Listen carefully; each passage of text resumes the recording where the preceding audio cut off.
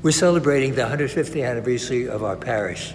Our parish patron is St. John the Evangelist, whose picture you see behind me. John was the brother of James.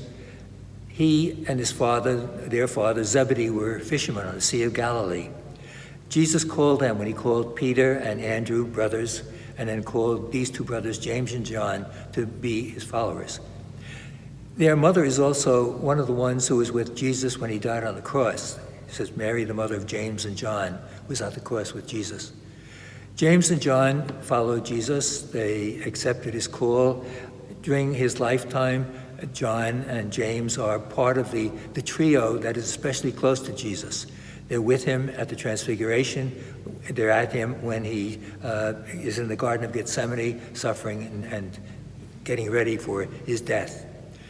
They're also in one occasion when it's not so positive about them. It says that they asked Jesus if they could sit at his right hand and left hand when he came into his kingdom. But they remained faithful to Jesus. The later life of John, we don't know too much about. The tradition is that he wrote the gospel, of course, and his gospel is famous for the great wisdom and the depth of his theology. His symbol is an eagle, and that's because his theology flies so high.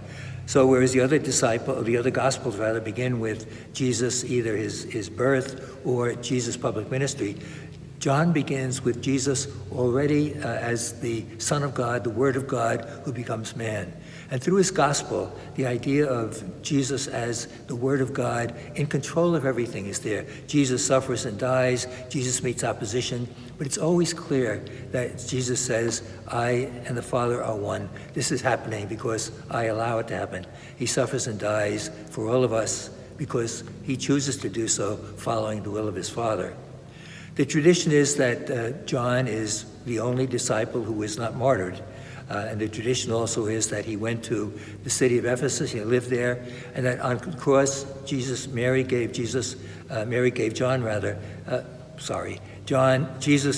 Mary to John as mother and said, behold your mother, behold your son.